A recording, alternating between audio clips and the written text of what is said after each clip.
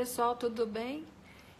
Nós marcamos essa live hoje para responder a algumas pessoas que fizeram inscrição no nosso curso e estão querendo saber algumas informações sobre o curso de mediação sistêmica online.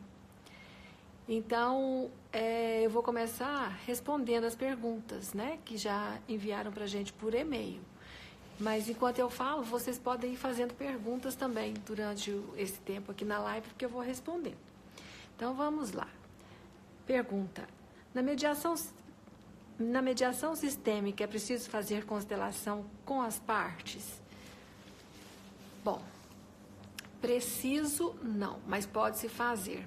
E o que nós utilizamos da constelação familiar? Na mediação, nós fazemos a utilização da técnica, né, dos princípios da constelação familiar. Todos os recursos que nós utilizamos e a compreensão nós utilizamos na hora da audiência de mediação. Então, fazer a constelação individual é uma possibilidade. Quando isso é necessário, nós marcamos, então, um horário em separado e aí nós fazemos uma constelação com uma parte e com outra parte, né? Então, a gente pode aplicar, mas pode ser que a prática da constelação em si não aconteça no conjunto do atendimento. O que significa isso? Significa que, ao chegar para a audiência, as partes já são recebidas dentro de todos os princípios que compõem aquilo que é a constelação familiar, né? O lugar onde elas sentam, a proximidade de uma outra pessoa, isso tudo a gente faz durante o atendimento. Por isso, uma pessoa não precisa ser consteladora para fazer a aplicação dessa técnica durante uma mediação, tá? Ele não tem que desenvolver essa habilidade, né? Ele desenvolve sim a competência, ou seja, o conhecimento necessário para atuar dentro dos princípios, mas não necessariamente fazendo uma facilitação de uma mediação. Outra, na mediação sistêmica é preciso fazer, já foi feita essa pergunta, estou repetindo, desculpa. Como a constelação pode ajudar na mediação? Pois bem, gente, sempre que eu falo de constelação, as pessoas vêm sempre em mente aquele movimento que se faz nos grupos, né, onde se colocam representantes e as pessoas entram naquele movimento. A constelação familiar, na verdade, é um conjunto de teorias que são ordenadas e utilizadas como ferramentas, como, por exemplo, o psicodrama, a teoria geral de sistemas, a fenomenologia, a teoria de campo. Tudo isso são conhecimentos que geram competências, ou seja, a possibilidade de utilizar aquele conhecimento na sua prática profissional. Utilizar, por exemplo, de um recurso como uma inversão de papéis, né, que o psicodrama é um recurso do psicodrama, dentro da constelação familiar, é algo que acontece o tempo todo naquele movimento da constelação, só que as pessoas que estão assistindo não conhecem. Então, eles acham que é uma coisa muito fora do comum, muito extraordinária. E não, são recursos técnicos já estudados, comprovados, e que pessoas com experiência conseguem colocar isso com mais facilidade. Aí me perguntam, qualquer pessoa pode fazer a constelação? Pois bem, quando eu digo que nós utilizamos recursos do psicodrama, recursos da fenomenologia, como, por exemplo, a intuição, a sintonia, a observação, a percepção, que passa por todos os sentidos, né? Como você absorve a realidade através dos seus sentidos. Algumas pessoas são mais sensíveis a isso, algumas pessoas desenvolvem isso com mais habilidade até há mais tempo, então elas têm mais facilidade para facilitar o campo. Mas ter essas habilidades e não ter os recursos que geram a competência, a compreensão, inibe ou dificulta a atuação. Por isso, algumas pessoas fazem o curso de treinamento e desenvolvem bastante a percepção, a observação, a intuição, mas não tem recursos teóricos para compreender o campo, para perceber o campo. Então, como que eu vou saber de teoria? Como é que eu vou entrar numa constelação que eu digo que é sistêmica, sem ter um conhecimento do que é sistema, como que essa teoria se aplica dentro do sistema de família. Nós estamos falando de terapia familiar. O que é uma família? O que é um sistema familiar? Quais são os diversos subsistemas que compõem o sistema familiar, né? Então, um sistema familiar é composto por um subsistema de casal, por um subsistema parental de pais, um subsistema filial, que é aquele dos filhos, um subsistema dos irmãos. Todos os subsistemas obedecem aos 3 princípios de pertencimento, hierarquia e ordem. Então, só quando eu consigo compreender o funcionamento desses subsistemas dentro deste sistema grande que é a família, eu consigo, então, compreender o que está acontecendo no campo. E aí eu consigo compreender, por exemplo, quando tem um sistema fora daquele sistema familiar atuando dentro do sistema. Porque eu vou entender ali que no movimento de exclusão de alguém do sistema, o sistema vai entrar em desordem.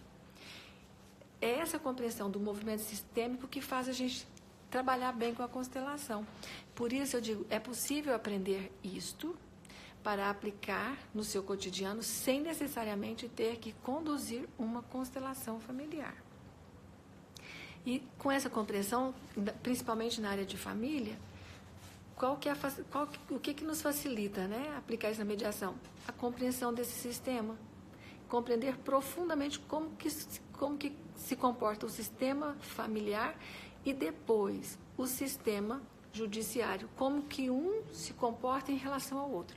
Então, no sistema judiciário, nós vamos receber casos que vêm da área de família, né? E tem também da área de infração, de crimes. Então, eu preciso lá compreender. O sistema familiar, ele é composto assim. O sistema judiciário também tem uma composição. Ele também é constituído por diversas partes e essas partes estão interligadas e elas conversam entre si. Então, tem toda uma dinâmica dentro do sistema judiciário que interfere nessa demanda que ele recebe do sistema familiar. E o judiciário, esse sistema, se torna um lugar onde os excluídos buscam recursos. Então, é um lugar que contém, né, essa demanda de excluídos. Por isso, ele tem toda uma organização também. E olha que interessante que o sistema judiciário recebe essa demanda de excluídos, mas ele também funciona com uma alta demanda de exclusão dentro do próprio sistema, né? Na formulação, na estruturação dele, ele também trabalha com essa questão da exclusão. E a exclusão é um outro tema que a mediação precisa também conhecer. Eu tenho que olhar especificamente para ela. A exclusão diz respeito a tudo aquilo que nos é estranho, que nos parece diferente e perigoso. Então, mais ou menos assim, você está aí na sua casa agora, né, tudo bem, assistindo a live com a Rosângela Montefusco, de repente toca a sua campainha, você abre e tem um homem verde na porta da sua casa. Desculpa, né, eu já penso assim, eu acho engraçadinho também. Mas, quando você abre a porta e vê uma pessoa verde na sua porta, você vai no mínimo achar estranho. A sua tendência antes de conhecer vai ser, opa, esse movimento. Então, aquilo que me causa estranheza também me faz excluir. Ao mesmo tempo que eu estou excluindo aquela pessoa verde na minha porta, essa pessoa vai me excluir também, porque eu também sou diferente para ela. Então, essa demanda, ela gera um movimento muito intenso de amor e ódio, né? E mais de indignação, de injustiça, e que vem seguido de um sentimento de raiva, né? E depois até mesmo de uma violência. Toda essa demanda está lá no sistema judiciário. Então, aquelas pessoas que trabalham com essa demanda são envolvidas por ela também. Então, assim a gente discute essa questão da mediação. Essa compreensão nos ajuda muito a entender os dois sistemas e como o sistema judiciário pode atuar de um modo mais eficiente nesta demanda de exclusão. Vamos lá. Existem técnicas específicas para realizar a audiência obedecendo às leis sistêmicas? Sim, claro. Essas técnicas, elas são simples e, assim, depois que você começa a utilizá-las, você cada vez mais vai se tornando mais íntima com elas, né? Assim, com mais facilidade de manuseá-las. Os recursos que nós utilizamos do lugar, né? O lugar onde cada parte se coloca, ou seja, vamos colocar o sistema primeiro em ordem, obedecer à hierarquia do sistema que está ali fazendo aquela audiência. Depois vamos observar quais são os pontos, o que falta no sistema. Então, olha, uma coisa simples, vamos lá, vamos pegar uma audiência de família. Então, quem faz parte? O casal e os filhos. Tá? O casal, onde senta o homem e a mulher. A mulher se coloca do lado esquerdo do homem, esse lado, né? Aqui. A mulher, o homem, os filhos, eles devem ser colocados na ordem de nascimento. Qual é o primeiro, o segundo, o terceiro? Então, nós vamos colocando essas pessoas. Aí, vamos supor que durante a audiência, essa família é a segunda família. Tem uma primeira família que vem antes dessa. Então, nós podemos colocar o lugar das pessoas dessa primeira família, compondo um ambiente onde todas as pessoas sejam incluídas. E aí as pessoas que estão ali, elas vão perceber qual é o lugar delas dentro daquela família. Aquelas que são as últimas, por exemplo, os filhos caçulas, eles vão, tem gente demais antes de mim para resolver isso, né? Então, normalmente, eles já descansam um pouco. E aqueles que estão mais próximos do conflito, aqueles que o sistema está puxando eles para resolver aquelas dificuldades, eles vão se sentir mais exigidos. Como nós vamos perceber isso? Na postura corporal, nos movimentos dele, quando ele responde. Então, eu coloco uma pessoa no lugar que ela está fora da ordem.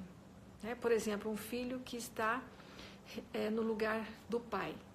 Eu não estou dizendo que na hierarquia ele está fora, na ordem. Por exemplo, um pai que adoeceu e um filho foi colocado para ajudar a mãe a garantir a sobrevivência da família. Então, ele está fora da ordem, não necessariamente da hierarquia. Tá? Então, esse filho é colocado lá. A gente vê que ele fica tenso. Quando essa pessoa é retirada e colocada só no lugar dele, ele relaxa. O corpo dele, o movimento cinesiológico dele todo muda. O tônus muscular muda porque ele foi colocado de volta no lugar dele.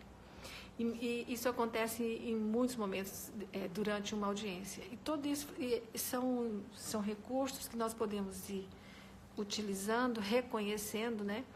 E colocando as pessoas no lugar delas. Então, eu costumo muito, assim, nas audiências de mediação, pedir para que os casais sentem lado a lado e não um de frente para o outro. Que eles se sentem no lugar que eles ocupam na família. Então, ali eu reconstituo com o lugar onde eles sentam a família deles. E eles vão conversar lado a lado sobre as dificuldades deles. E aí é importante conhecer sobre subsistemas familiares. Por quê? Porque quando eu estou trabalhando com família, eu estou trabalhando com casal, homem e mulher, e estou trabalhando com pai e mãe.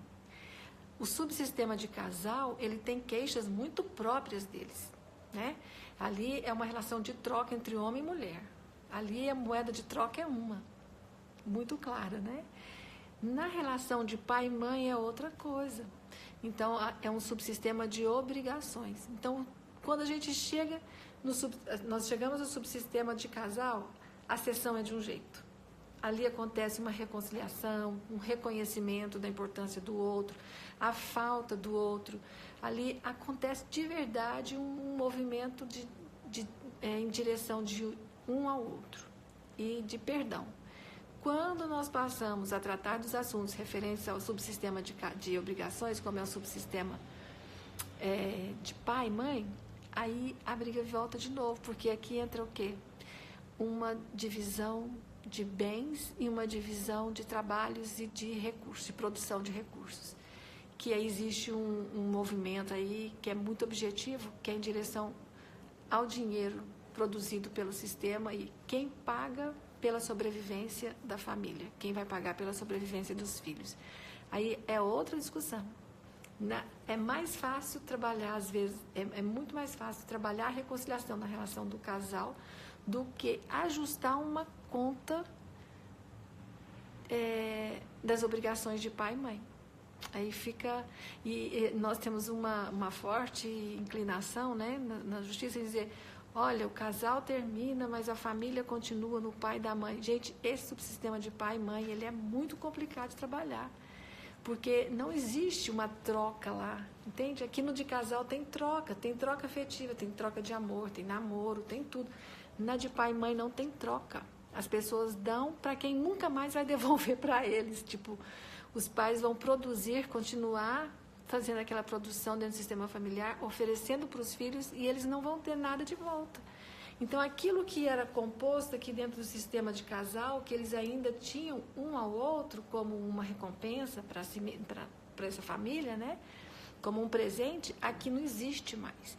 Então, trabalhar no subsistema de pai e mãe é muito mais... exige muito mais habilidade, viu? Porque ali ainda existe uma conta na divisão dos recursos, onde um paga tantos por cento e outro, a contribuição parece que é 50%, mas na verdade ela nunca é 50%, e que não fecha. Então, eu posso dizer para vocês que essas técnicas ajudam muito a deixar explícito onde está acontecendo a relação de conflito e quais são as possibilidades que nós temos para acertar, para equilibrar essas dificuldades. Bom, as aulas do curso online têm horário marcado, elas ficam disponíveis por quanto tempo? Bom, elas não têm horário marcado. Quem fez a inscrição, quem ainda está disposto a fazer, ele pode entrar na plataforma, fazer a inscrição dele lá e ele vai ter o curso disponível para ele por 10 meses. Né? Ele pode acessar do celular, pode acessar do computador de mesa, né, aquele comum, e acessar as aulas quando ele quando tiver disponibilidade, né, quando tiver numa hora bacana, assim, para acompanhar lá com a gente, né. O que são exercícios de percepção? Porque isso é um ponto forte da constelação familiar, né.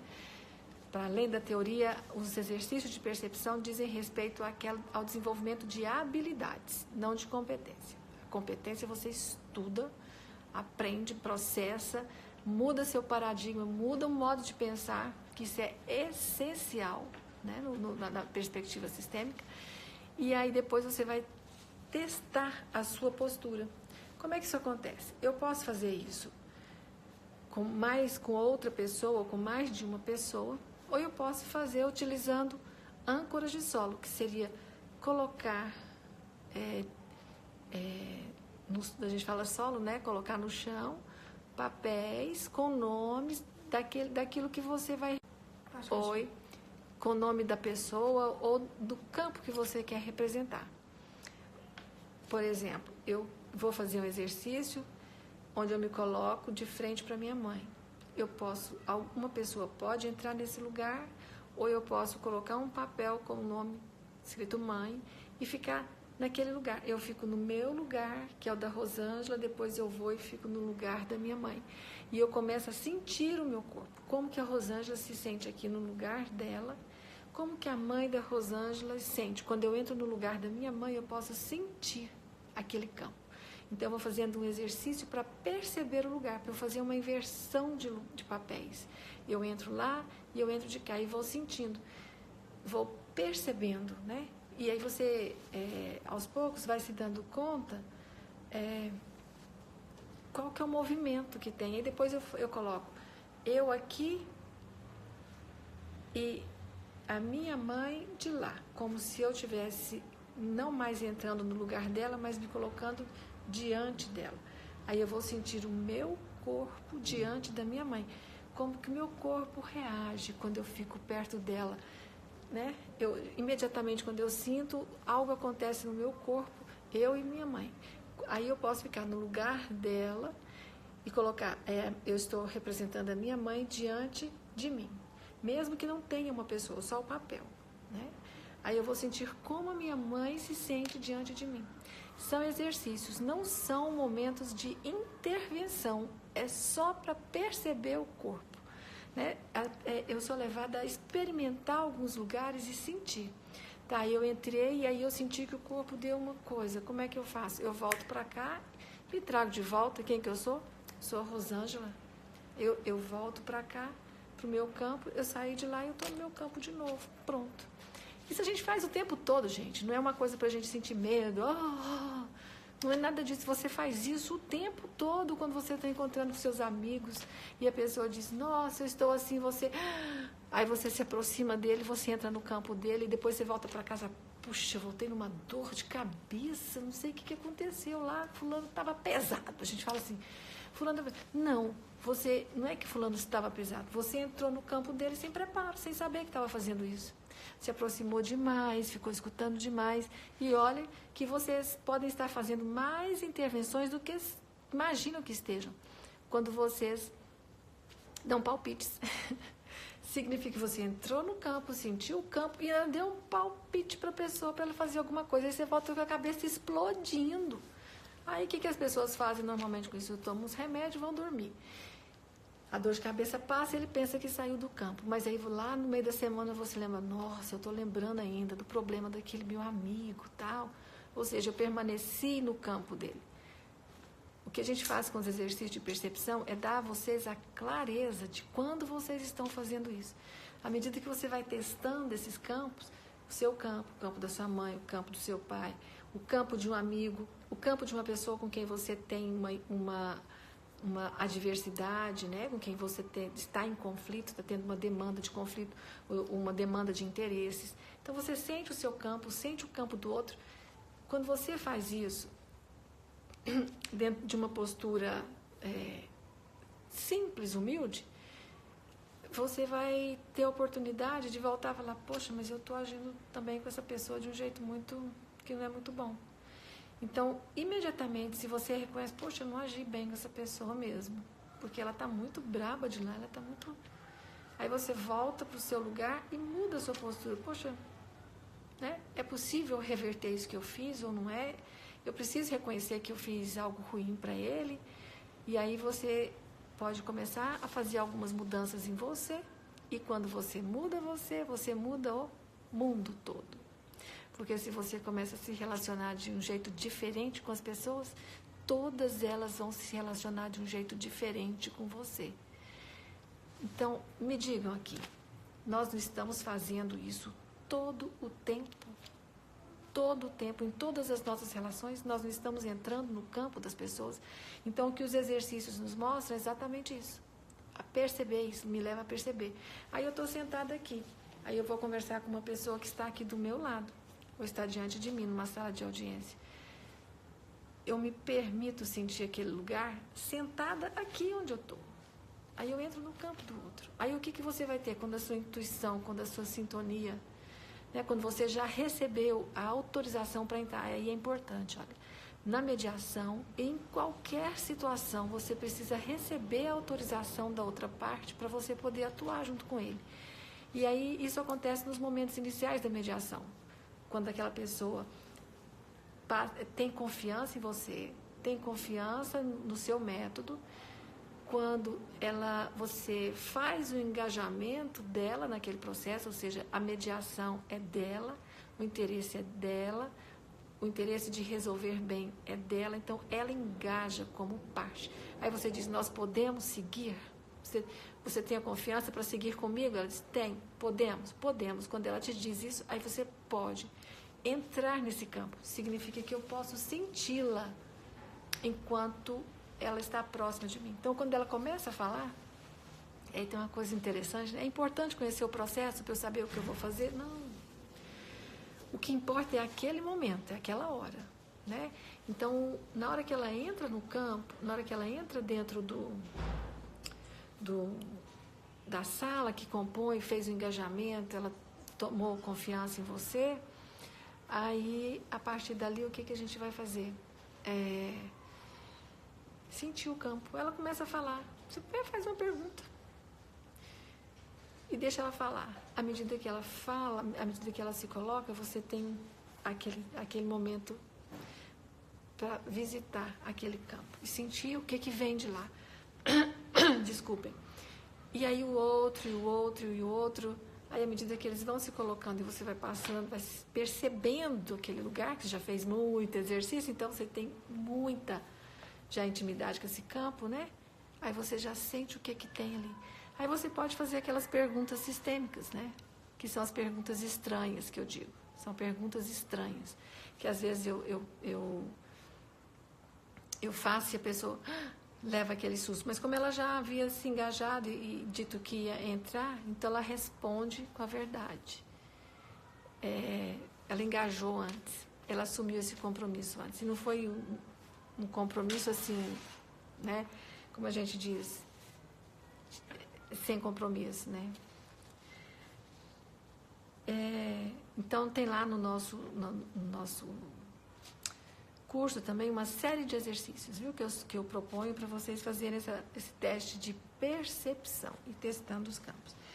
Qual a diferença entre constelação e terapia familiar? Sempre perguntam isso, o que é terapia familiar e o que é a constelação. Gente, a terapia familiar sistêmica é um método, é uma abordagem dentro da psicologia que se utiliza da teoria geral de sistemas, daquela compreensão de que a família é um todo constituído de partes e essas partes estão interligadas. Então, foi a terapia familiar sistêmica que traz aquela compreensão dos subsistemas familiares. Ela quem descreve, ela quem traz toda uma compreensão teórica do que é o subsistema de pai, de mãe, de filho, de irmãos, o que é a família extensa, ou seja, existe essa família nuclear, existem as famílias extensas, que é o que a gente chama as famílias de origem dos pais, do pai e da mãe. Esta família extensa também dividida em subsistemas de forma transgeracional. Então, a terapia familiar fala da transgeracionalidade, fala da influência dos acontecimentos e dos eventos dentro de uma determinada geração, influenciando nas outras. Ela traz essa ideia de continuidade, de fluxo, de um sistema que não age como num movimento circular, mas num movimento espiral. Uma família que se refaz, se reconstitui a cada geração. Ou seja, na espiral, todo o movimento é um só. Entende? O movimento da família é um só, que vai perpassando por várias gerações. E ali, à medida que ele vai passando de uma em uma, ele vai sendo modificado. Ou seja, aquilo que ele vem trazendo desde o início permanece, gente. Uma coisa interessante que eu vejo aqui na constelação, às vezes algumas pessoas chegam assim e falam assim, eu quero ficar livre disso. Quem procura a constelação não procura se livrar de nada, procura integrar, reconhecer.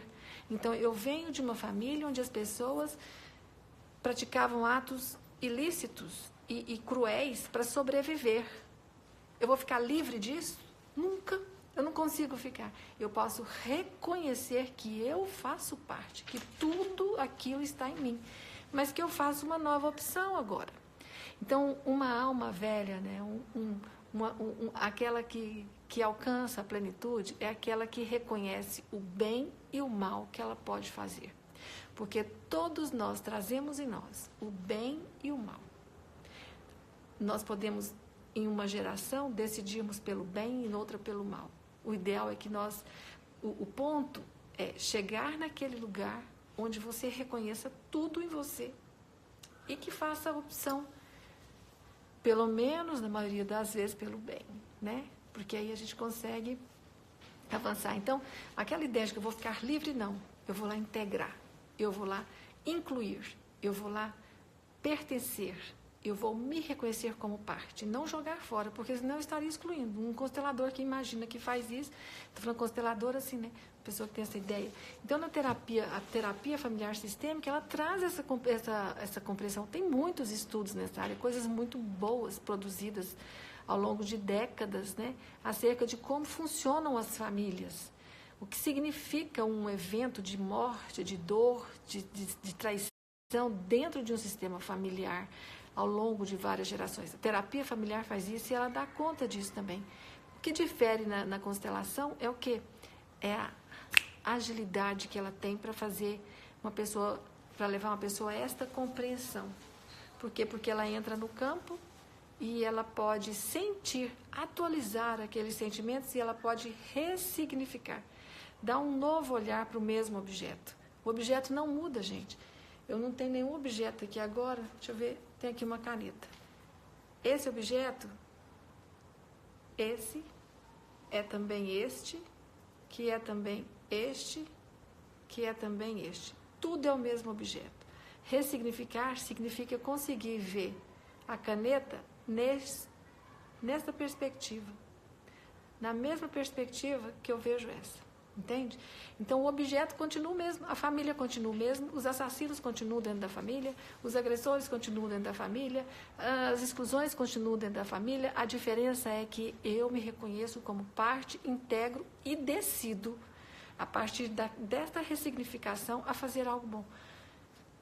Viu? Então, a terapia familiar faz isso também, de um modo muito eficiente, muito bacana. A constelação é mais rápida. Eu conheço as duas abordagens, porque eu também eu trabalho com terapia familiar já há muito tempo. E o que eu vejo na constelação é essa intimidade com o campo, sabe? Essa sintonia com o campo, que faz a coisa vir à luz de um jeito mais rápido. Bom, existe diferença entre mediação sistêmica e direito sistêmico? Na minha perspectiva, não, porque o direito, ele diz respeito a um conjunto de competências próprias de uma área do conhecimento, que é o direito, né?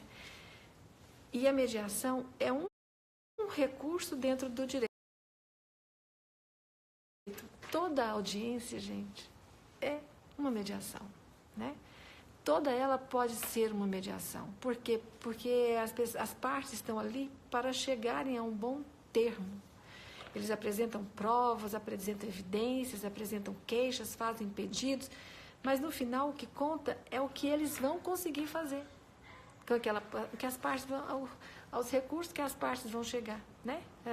A conclusão que eles vão chegar.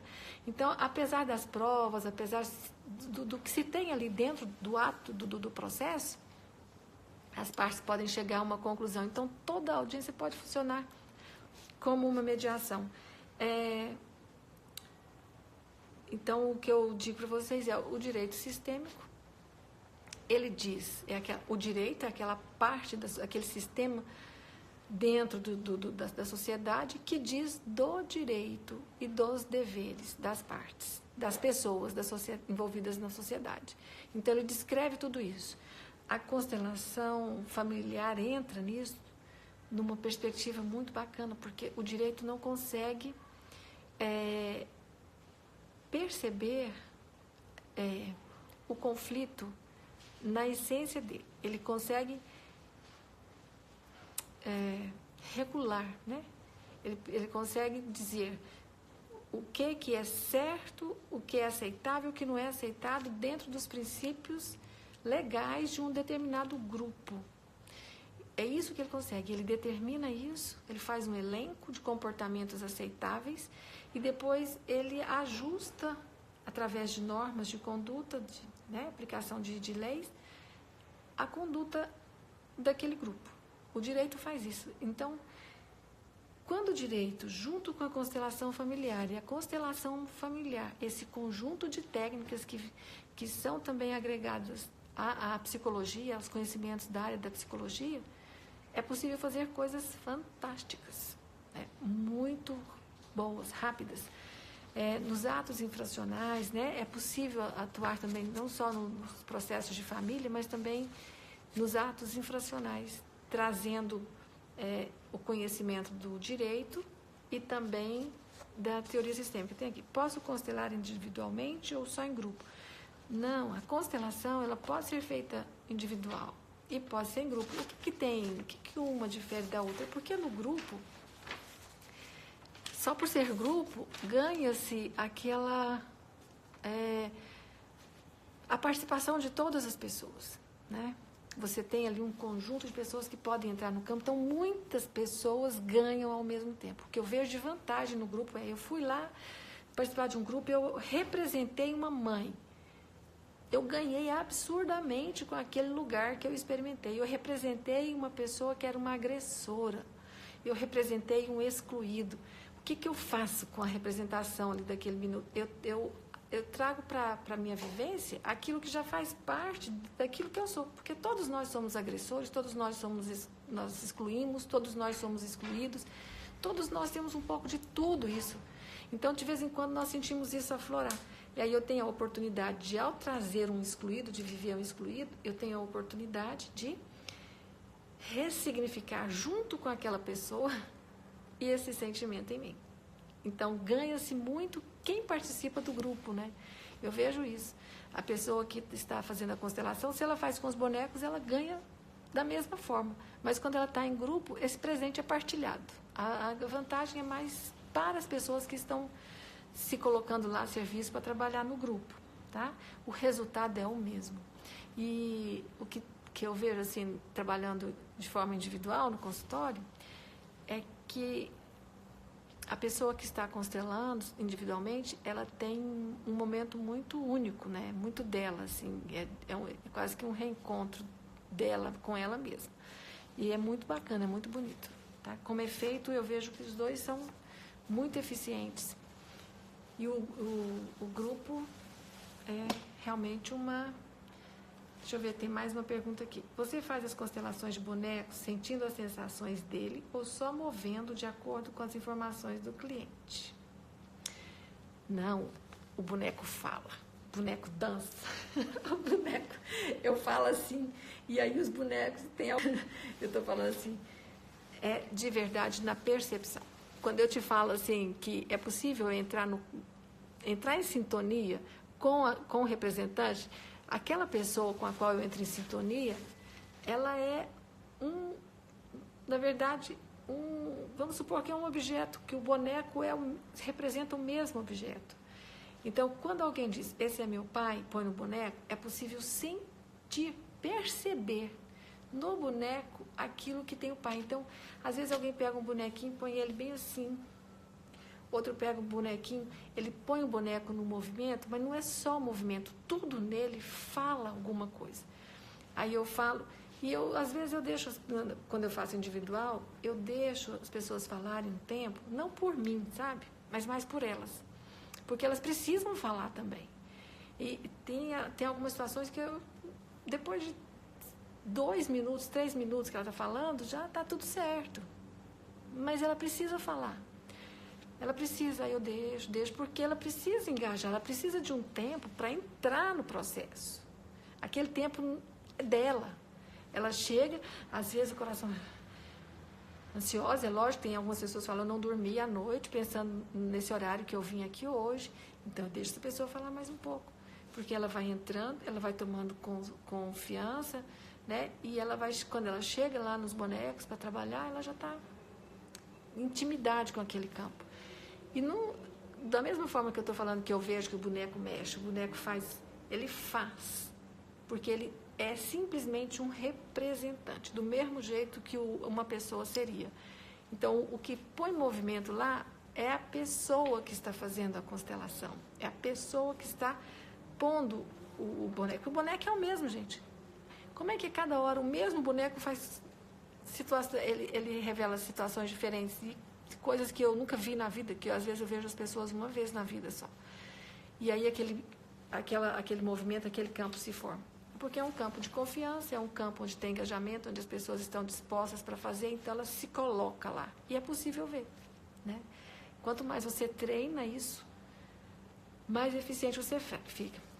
Bom, como dizem os japoneses, para a gente ficar eficiente em alguma coisa, você tem que treinar pelo menos 1000 vezes. Nossa, aqui tem uma coisa assim. Estão perguntando aqui, ó, presta atenção. Acontece uma incorporação com o representante? Eu nunca vi, sabe? Comigo nunca aconteceu incorporação. Tem algumas pessoas que andam por aí e dizem que isso acontece por lá. Eu nunca vi. E por toda a prática profissional que eu tenho, posso dizer para vocês que não tem. Incorporação, não. Se tiver incorporação, você fala, pum, volta. A pessoa leva um susto, porque incorporação deve ser uma coisa assim, né? Então, não tem incorporação. Você entra num campo de energia, gente, igual campo de luz, campo luminoso, campo do pensamento. A gente entra nesse campo. Campo. Quando você entra numa frequência mental de uma pessoa, você consegue tomar decisões, pensar. É campo. Então, aí as pessoas falam, o que é campo? O que é campo? Campo, quando a gente fala de matéria, é simples, é fácil dizer. Quando a gente fala de luz, não, a luz a gente vê, mas você não pega nela. Então, ela tem uma frequência igual a música, a nota de música. Você escuta uma música, você entra num campo musical e você é influenciada por ele. A nota musical influencia o seu estado físico, fisiológico, mental, emocional. Notas musicais.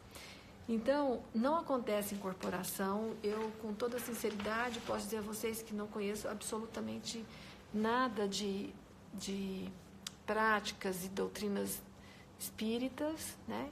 Eu estudo a espiritualidade e o espírito enquanto um campo quântico, né?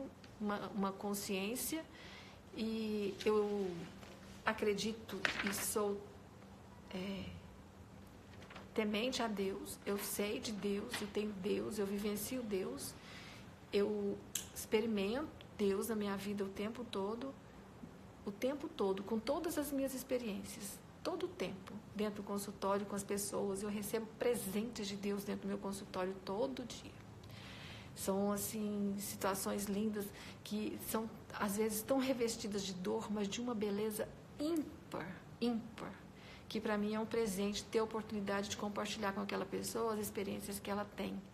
E, assim, receber essa confiança, né?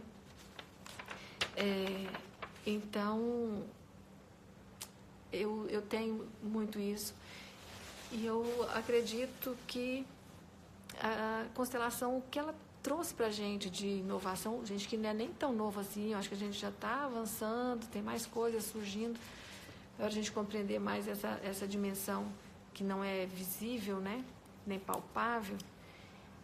Ela facilita a gente ter mais intimidade com essa parte que não é material, né? Que não precisa de um corpo para andar, para carregar, que é você estar com o outro, né? Que a gente faz isso o tempo todo, nós estamos uns com os outros. Quando eu converso com uma pessoa que eu amo, que eu gosto, que eu sinto, tudo aquilo que é meu entra em contato com o outro, a gente sente amor, sente alegria, a gente toma aquele campo. É isso que acontece todo o tempo. Então, isso não é incorporação, não. Isso é ser gente, isso é muito humano, é muito material também, né? Você, com o seu corpo, poder sentir essas sensações. Eu penso que nós já estamos terminando, né? Pelo tempo que a gente se dispôs a ficar aqui. Vou me despedindo de vocês, agradecendo a todos que estiveram aqui. Desculpa eu não ter falado o nome de ninguém, porque aí eu fico ocupada pensando, falando, e passou aqui os nomes e eu não falei. Desculpa aí, tá? Obrigada a vocês todos, um beijo e até breve.